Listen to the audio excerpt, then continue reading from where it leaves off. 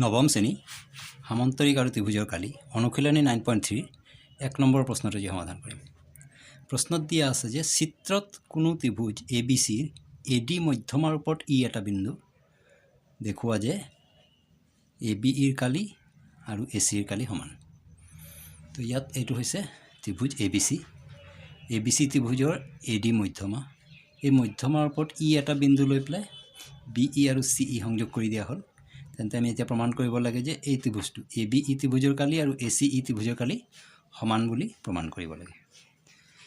প্ৰথমে ইয়াত দিয়া আছেখিনি এনেকৈ আমি লিখিব লাগে যে ABC ত্ৰিভুজৰ AD মধ্যমাৰ ওপৰত ই এটা বিন্দু। এইখিনি দিয়া আছে, প্ৰমাণ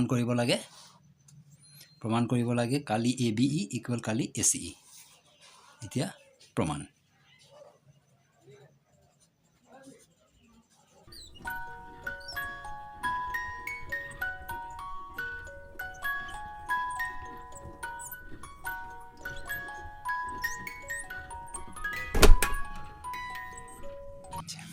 এতিয়া প্ৰমাণত এনেকৈ হ'ব যে ABC ত্ৰিভুজৰ AD মধ্যমা। ABC ত্ৰিভুজৰ AD মধ্যমা আৰু যিকোনো ত্ৰিভুজৰ মধ্যমা এটাই সেই ত্ৰিভুজটোক দুটা সমান কালিৰ ত্ৰিভুজত ভাগ কৰে। তাৰমানে এই AD মধ্যমাই ABC ত্ৰিভুজক দুটা ত্ৰিভুজত ভগালে। এটা হৈ গ'ল ABD ত্ৰিভুজ, ইফালৰ পৰা ACD ত্ৰিভুজ। এই দুটা ত্ৰিভুজ আৰু যদি AD মধ্যমাই তেন্তে এই দুটা ত্ৰিভুজৰ কালি সমান হ'ব উপপাদ্য মতে। তো ঠিক সেইটোৱে কথা ইয়াত লাগে। আমি জানো যে এটা ত্ৰিভুজৰ মধ্যমাই ত্ৰিভুজটোক দুটা সমান কালিৰ ত্ৰিভুজত ভাগ কৰে। যদি সমান কালি হয় তেন্তে ABDৰ কালি আৰু ACDৰ কালি সমান হ'ব। ইয়াক আমি 1 নম্বৰ কৰিছোঁ।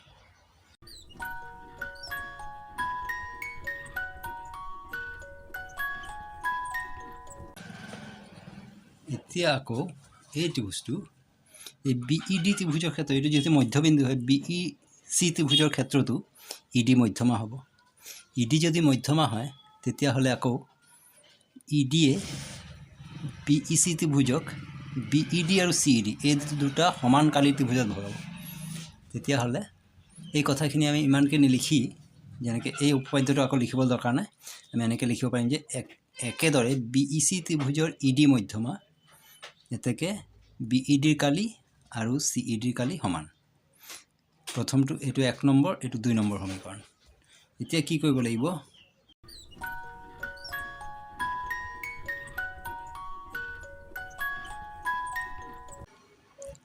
একৰ পৰা 2 বিয়োগ কৰি পাওঁ। তাৰমানে 1 নম্বৰ সমীকৰণৰ পৰা 2 নম্বৰ সমীকৰণ বিয়োগ কৰিব লাগিব। সমীকৰণ বিয়োগ কেনেকৈ হয়, সমান চিনৰ বাওঁফালৰখিনি বাওঁফালে বিয়োগ হ'ব।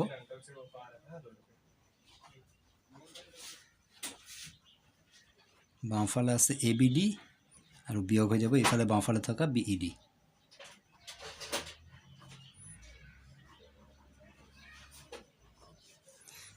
আকৌ এতিয়া সোঁফালৰখিনি সোঁফালে 1 নম্বৰত আছে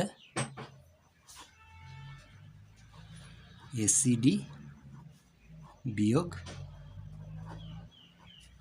CED। তেতিয়াহ'লে এতিয়া কথাটো হ'ল কি, ABD বিয়োগ BED, ABD এই ত্ৰিভুজটো আৰু ইয়াত BED।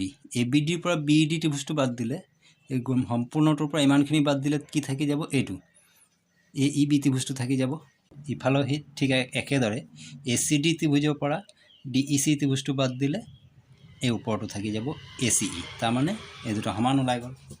তেতিয়াহ'লে এই দুটো বিয়োগ কৰিলে, ইয়াৰ পৰা ইয়াক বিয়োগ কৰিলে কি থাকিব, ABE কালি ABE আৰু এইফালে এই দুটা বিয়োগ কৰিলে কি থাকিব, কালি ACE।